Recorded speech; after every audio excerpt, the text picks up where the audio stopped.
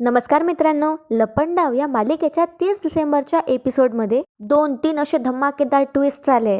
कानाच्या खोलीमध्ये audio recorder लावणारा माणूस मनस्विनीचा नाही तर छडीवाल्या माणसाचा होता, जो कान्हाचा स्वतः बॉस आहे. आता छडीवाल्या माणसाने असं का केलं असेल? कान्हाची जासूसी तो का करणार, हे बघूया आपण आजच्या भागात. त्याचबरोबर आता मीनाक्षीने ठरवलंय मनस्विनीचा जीव घेण्याचा, आणि तसं ती करते सुद्धा. मीनाक्षी आता मनस्विनीच्या ज्यूसमध्ये कॉईन टाकते, जो कॉईन आज मनस्विनीच्या घशात अडकणार आहे.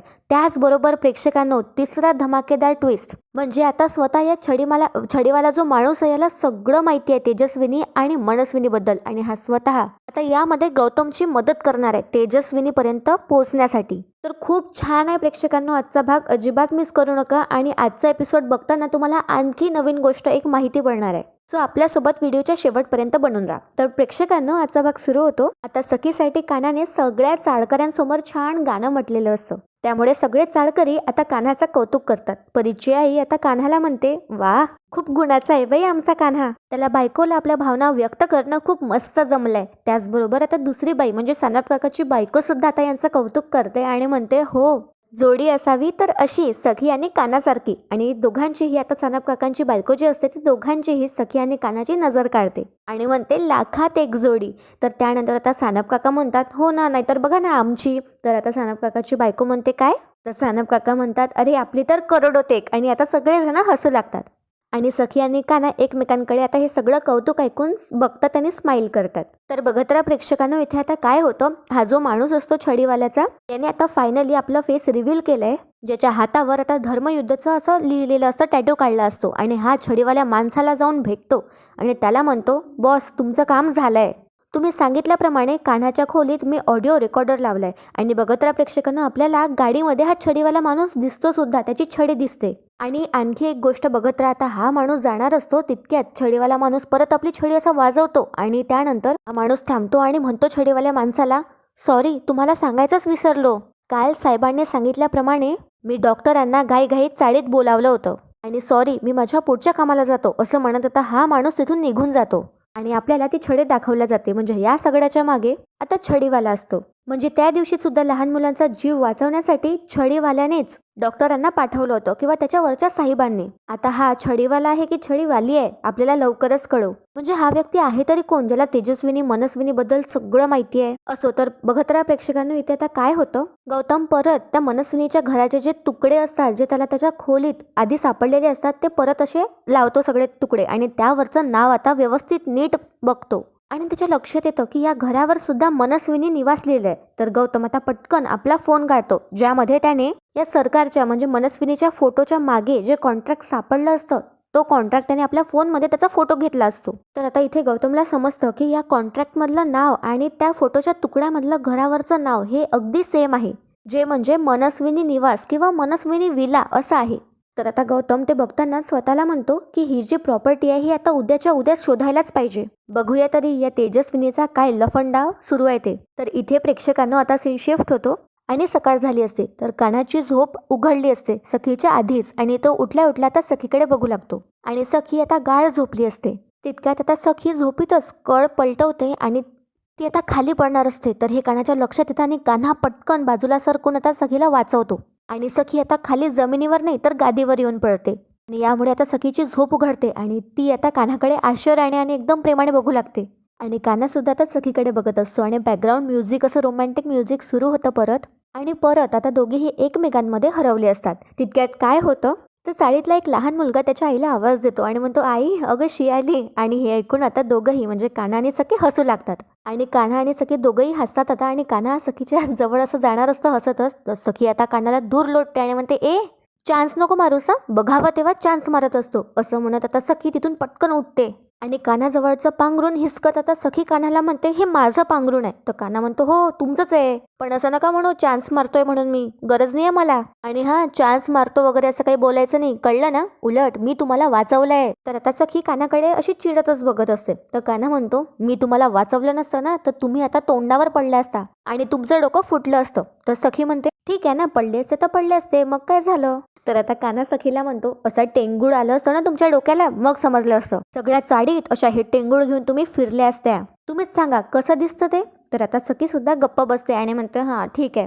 आणि सखी आता मान्य करते तिची चूक आणि म्हणते हां उद्यापासून मी नीट झोपत जाईन. पण बघत राहा प्रेक्षकांना, आता कान्हा म्हणतो सखीला हां म्हणजे आता मी म्हटलं म्हणून लगेच उद्यापासून तसं वागायची गरज नाहीये. तर आता सखी कान्हाला म्हणते ओव्हर स्मार्ट नको बनूस. तो कान्हा म्हणतो मी आहे जरा एक्स्ट्रा स्मार्ट, सो आता त्याला मी काय करणार. आणि बघत राहा मित्रांनो, आता इथे कान्हा सखीला एक जोक सुद्धा सांगतो. तर सांगताना तो सखीला म्हणतो अगदी लहानपणापासूनच मी ओव्हर स्मार्ट म्हणजे एक्स्ट्रा स्मार्ट आहे. तर काय झालं होतं, लहान असताना म्हणजे अगदी पाळण्यात असताना पाहुणे यायचे आणि म्हणायचे अरे वा बाळाचे पाय तर पाळण्यातच दिसतात.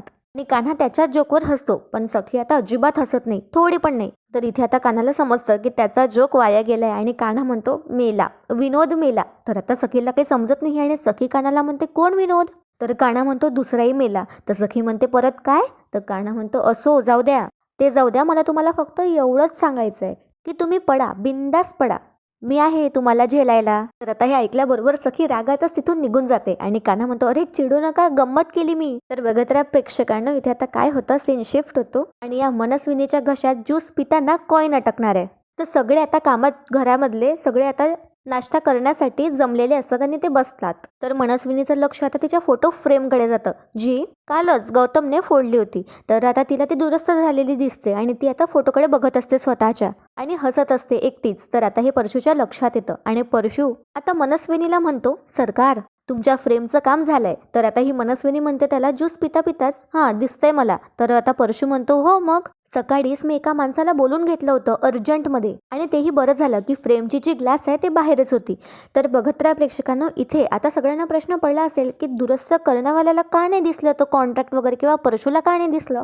तर कारण तो काच जो असतो तो समोरून असतो आणि हे आता इथे गौतमच्या लक्षात येतं आणि गौतम सुद्धा आता मनात म्हणतो या मनस्विनीकडे बघत की काच बाहेरच्या बाजूने होती, त्यामुळे मागून स्क्रू उघडावा लागणार नाही, हे तर हिला माहीतच असणार आहे. पण आता मला कळायचं ते कळलंय, तर आजच ती जागा जाऊन बघितलीच पाहिजे. तर इथे आता गौतम त्या कॉन्ट्रॅक्ट पेपरवरच्या जागेबद्दल बोलतोय, म्हणजे मनस्विनी विलाबद्दल. तर इथे आता काय होतं, मनस्विनी आता पूर्ण ज्यूस पिऊन घेते आणि तिच्या घशात एकदम तो जो कॉईन असतो जो मीनाक्षीने टाकलाय तो अटकतो. त्यामुळे आता मनस्विनी खूप तडफडत असते, खूप प्रयत्न करते श्वास घेण्याचा. पूर्ण तिच्या घशात आता तो कॉईन अटकलेला असतो मध्येच. आणि इथे आता मीनाक्षीला आठवतं की कसं तिने त्या ज्यूसमध्ये स्वतःहून कॉईन टाकला होता आणि मुद्दामच मनस्विनीचा बदला घ्यायचा म्हणून तिने असं केलं असतं. तर ही मीनाक्षी पण आता काही कमी नाही आहे आणि हे सगळं आठवत तिला ती आता मनस्विनीची अवस्था बघून हसत असते. पण इथे काय होतं, मीनाक्षी उठून उभी होते आणि उर्मिला आणि परशुराम फास्ट एकदम धावतच मनस्विनी जवळ जातात आणि दोघीही आता तिला विचारू लागतात की सरकार काय होतंय काय होतंय. आणि उर्मिलाच्या आता लक्षात येतं आणि उर्मिला म्हणते काहीतरी अटकलंय असं वाटते घशात. आणि उर्मिला आता मनस्विनीला म्हणते सरकार तुम्ही थोडं खाली वाका ना. आणि कसं काही अटकलं तर प्रेक्षकांना कोणी जे पाठ थोपटतं तसंच आता उर्मिला इथे मनस्विनीचे पाठ जोराजोराने असे थोपटू लागते आणि थोडं जोरात अशी पाठ तिची थोपटत असते. त्यामुळे तिचा कॉईन फायनली आता मनस्विनीच्या तोंडातून घशातून बाहेर पडतो. आणि त्या कॉईनकडे बघून आता सगळ्यांना आश्चर्यच वाटतं की हा कॉईन त्या ज्यूसमध्ये गेला तरी कसा. पण इथे मीनाक्षी आता गप्पच उभी असते आणि मनस्विनी आता त्या कॉईनकडे बघते आणि तो कॉईन आपल्या हातात घेते आणि कॉईन बाहेर पडल्यामुळे तिला आता थोडं बरं वाटतं. पण बघत राहा मित्रांनो, आता ही काय करणार आहे, जिने हिला वाचवलं म्हणजे उर्मिलाने तिच्याच आता मनस्विनी चक्क जोराची थोबाडीत मारते. आणि इतकंच नाही तर तिच्या थोबाडीत मारल्यावर तिच्याच पदराने स्वतःचा हात सुद्धा ही मनस्विनी आता पुसते आणि मीनाक्षी हे सगळं आता हसत बघते. तर आता मनस्विनी म्हणते उर्मिलाला काय ग तुझी हिंमत कशी झाली, माझ्या पाठीवर मारण्याची तुझी हिंमत कशी झाली. तर आता उर्मिला घाबरतच आता मनस्विनीला म्हणते सरकार मी नाही मारलो, मी तर तुमचा जीव वाचवत होते, तुम्हाला त्रास होत होता ना म्हणून. तर बघा इथे प्रेक्षकांनी ही मनस्विनी आता उर्मिलालाच बोलू लागते, म्हणजे ज्याचं करावं भलं तो म्हणतो माझंच खरं. तर असंच काहीतरी इथे होतं आणि मनस्विनी आता उर्मिलाला म्हणते शट अप, काय ग माझ्या ग्लासमध्ये कॉईन कसा आला. तर उर्मिला आता खूप घाबरलेली असते आणि ती म्हणते मला नाही माहिती सरकार. तर मनस्विनी आता सगळ्यांना विचारते आणि त्यानंतर तिथे आता मनस्विनी जी असते ती तिच्या सर्वंटला कुकला म्हणजे जान्हवीला बोलावते आणि तिला समोर यायला सांगते. तर आता समोर आल्या जान्हवी म्हणते सॉरी सरकार. तर ही आता मनस्विनी तिच्या थोबाडीत सुद्धा देते ठेवून आणि या जान्हवीलाच ते नोकरीवरून आता काढून टाकते. यू आर फायर्ड आउट असं म्हणून तिला तिथून जायला सुद्धा सांगते.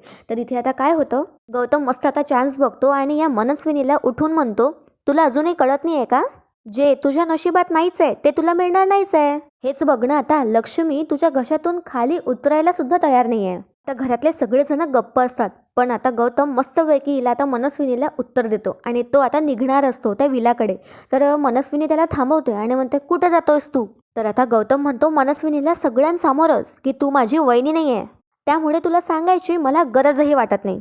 आता हे ऐकून मनस्विनीच्या पायाखालची सुद्धा जमीन सरकते आणि ती सुद्धा आता आश्चर्यानेच गौतमकडे बघू लागते. बघत राहा मित्रांनो, आता ही मनस्विनी काय करणार आहे, तिच्या हातचा जो आता जो कॉईन असतो जो तिच्या घशातून निघाला असतो तो तिच्या हाती वर फेकून ती झेलते.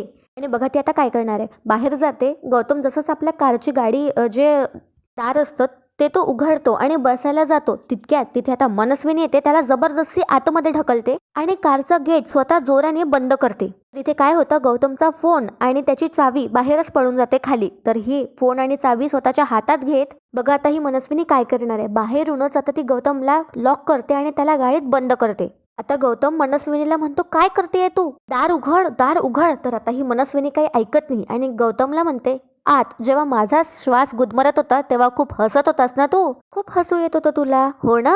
आता तुझा श्वास इथे कारमध्ये गुदमरू दे, असं म्हणत आता ही मनस्विनी हसत असते.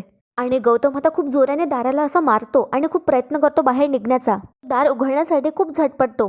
तर इथे काय होतं, मनस्विनी त्याला म्हणते, अरे नको दार उघडू, नाही होणार, कार मी बाहेरून लॉक केली आहे, तर दार याचं नाहीच उघडणार आहे. आणि मनस्विनी त्याचा गौतमचा फोन आणि त्या कारची चावी तिथेच त्या कारच्या समोर ठेवून देते, गौतमच्या समोरच. आता गौतम खूप आरडाओरडा करतो आणि मनस्विनीला दार उघड असं सुद्धा म्हणतो खूप वेळा, पण आता मनस्विनी काही ऐकत नाही आणि ती वॉचमॅनला बोलावते आणि ती चक्क आता वॉचमॅनला सांगते की त्या पूर्ण कारवर कव्हर टाक म्हणून. गौतम आता या वॉचमॅनवर ओरडतो आणि म्हणतो, दार उघड आणि ती किल्ली दे. पण आता हा वॉचमॅन काही ऐकत नाही, त्याला सरकारचंच ऐकावं लागतं. आणि ही सरकार आता वॉचमॅनला म्हणते, तुला ऐकून येत आहे का? तर हा वॉचमॅन घाबरतच जातो आणि कव्हर घेऊन येतो कारची आणि ती कव्हर पूर्ण आता त्या कारवर टाकतो, जेणेकरून गौतम आता कोणालाच दिसणार नाही आणि कोणीच आता गौतमची मदत नाही करू शकणार. तर बिचारा गौतम खूप आरडाओरडा करतो आणि दार उघड, दार उघड सतत तो ओरडत असतो, पण त्याचं कोणीच काही ऐकत नाही. मनस्विनी आता वॉचमॅनला तिथून निघून जायला सांगते आणि स्वतःही तिथून ती निघून जाते. आणि शेवटी त्याला म्हणून जाते की आता कोणालाच कळणार नाही की तू इथे या कारमध्ये बंद आहे ते, सो तुला हेल्प मिळण्याची काही शक्यताच नाही. पण बघत राहा प्रेक्षकांनो, गौतम आता कसा बाहेर निघणार आहे. आणि मनस्विनी गौतमला आता एन्जॉय असं म्हणत तिथून निघून जाते. आता त्या कारमध्ये बंद असल्यामुळे गौतमचा श्वास कोंडत असतो आणि तो आता स्वतःला म्हणतो, काहीही करून मला त्या विलावर आज पोहोचलंच पाहिजे. आणि मदतसाठी सुद्धा आता इथे गौतम जोराजोराने ओरडू लागतो, पण त्याचा आवाज कोणालाच येत नाही. आणि थोड्याच वेळात आता गौतमचा जीव गुदमरायला लागतो आणि तो तिथेच बेशुद्ध पडतो आणि कारच्या स्टेअरिंगवर त्याचं आता डोकं पडलेलं असतं. तर इथे आता सीन शिफ्ट होतो आणि कान्हा आणि सखीच्या खोलीतलं त्यांच्या घरातलं पाणी संपलेलं असतं. सखी माठ उघडून बघते तर त्यात काहीच पाणी नसतं. तर सखी आता कान्हाला आवाज देते आणि कान्हा एकदम स्टाईलमध्ये एंट्री घेतो आणि म्हणतो, बोला बेबी सरकार. तर सखी म्हणते, पाणी संपलंय. तर कान्हा म्हणतो, अरे हो, पाणी तर संपलंय. आणि बघत राहा प्रेक्षकांना, तर कान्हा ते माठ असं इकडून तिकडून हलवून बघतो आणि म्हणतो, याच्यात पाणी नाही म्हणजे पाणी संपलंयच ना. तर आता सखी कान्हाला म्हणते, जोक सुचतोय का तुला? इथे पाणी संपलंय आणि तुला जोक सुचतोय? तर आता कान्हा म्हणतो, मग नाही तर काय, जोक नाही तर काय करू, पाणीच तर संपलंय, अख्खं जग संपल्यासारखं तुम्ही काय ओरडताय? तर सखी आता मुद्दामच ओरडू लागते आणखीच आणि दाराजवळ जाऊन ती म्हणते, इथे पाणी नाही आहे, पाणी प्यायला सुद्धा आणि भांडी घासायला सुद्धा पाणी नाही आहे. तर आता कान्हा सखीला विचारतो की तुम्ही आज पाणी भरलं नव्हतं का? तर सखी म्हणते, अरे मी भरलं नाही म्हणजे आता ते पण मीच करू का? तर कान्हा म्हणतो, हो, असं काय करताय, काल मी भरलं ना, मग आज तुम्ही भरा. तर सखी आता कान्हावरच ओरडते आणि म्हणते, मी नव्हतं म्हटलं तुला पाणी भरायला. तर कान्हा म्हणतो, अरे तुमच्यावरचं काल मी पाणी भरलं, आज तुम्ही भरा की. तर सखी आता बहाणा मारते आणि कान्हाला म्हणते, मी उद्या भरेल की पाणी, आज तू भर. तर तितक्यात काय होतं, एक बाहेरून बॉल आता या दोघांच्या खोलीमध्ये येतो. तर कान्हा आता आधी चिडला असतो त्या बॉल घरात आल्यामुळे आणि कान्हा म्हणतो, कोण आहे रे? पण तो हा बॉल आता हाती घेतल्यावर आता कान्हा हसतो थोडा आणि सखीला म्हणतो, एक आयडिया आली आता माझ्या डोक्यात, यावरून आता असं कळेल की पाणी आज कोण भरणार आहे ते. आता सखीला काही समजत नाही आणि सखी विचारते, काय आयडिया? तर इथे आता सीन शिफ्ट होतो आणि आपल्याला डायरेक्ट हा सीन दाखवला जातो की कोणीतरी आता पूर्ण ती जी कव्हर असते गौतमच्या कारवरची ती कव्हर काढली आहे आणि दार सुद्धा आता उघडलंय. तर आता त्या कारच्या आवाजामुळे आता गौतमला जाग येतो आणि त्याच्या लक्षात येतं आणि तो दार उघडून बघतो तर दार सुद्धा आता उघडलेलं असतं. तर गौतम पटकन कारच्या बाहेर जातो आणि श्वास घेण्याचा प्रयत्न करतो आणि गौतम इकडे तिकडे सगळीकडे बघू लागतो की कोणी त्याची मदत केली आहे म्हणून. त्यानंतर स्वतःचा फोन घेत गौतम तिथून निघून जातो, कारण गाडीची चाबी सुद्धा तिथे आता नसते. गौतम तर तिथून निघालेला असतो, पण आता आपल्याला समजतं की हे कोणी केलंय, तर छडीवाल्या माणसाने त्याची मदत केली असते. ज्या हातावर धर्मयुद्ध लिहिलं असतं, जो छडीवाल्या माणसाचा हाताखालचा असतो, त्याच्या हाती आता त्या कारची चावी असते आणि त्याने स्वतः गौतमची बाहेर निघण्यासाठी मदत केली असते, पण तो आता लपलेला असतो. आणि त्याचा हात आणि ती गाडीची चावी आपल्याला दाखवल्या जाते. तर हा छडीवाला माणूस नक्कीच मनस्विनीला ओळखतो. तर इथे आता सीन शिफ्ट होतो आणि कान्हा आता सखीला म्हणतो की आपण एक गेम खेळूया आणि जो जिंकेल तो जिंकेलच आणि जो हरेल त्याला आता पाणी भरावं लागेल. आणि कान्हा आता सखीला म्हणतो तो जो मडका आहे ना त्याच्यामध्ये आपल्याला आता हा बॉल टाकायचा आहे. तर आता सखी म्हणते हा कोणता गेम आहे, आपण का लहान आहोत का आता? तर कान्हा म्हणतो अच्छा असं आहे का, जा मग पाणी भरायला. तर सखी म्हणते नाही नाही नाही ठीक आहे खेळूया आपण गेम. तर कान्हा आता सखीला गेम समजावून सांगतो आणि म्हणतो हा जो बॉल आहे तो मडक्यात टाकायचा, दोघांनाही आता सेम चान्स मिळेल, दोघांनाही प्रत्येकाला 5-5 चान्स असे मिळतील आणि ज्याचे बॉल जास्त वेळा जातील त्याने रिकामी बादली उचलायची आणि ज्याची संख्या कमी त्याच्या हाती ती रिकामी बादली द्यायची, म्हणजे तो ते पाणी भरायला जाईल. तर सखी आता हसते आणि कान्हाला म्हणते इतकं सिंपल गेम, बघच कान्हा आता तो गेलाच. असं ती कान्हाला चॅलेंज सुद्धा देते आणि कान्हा म्हणतो सखीला कुठे गेलो मी?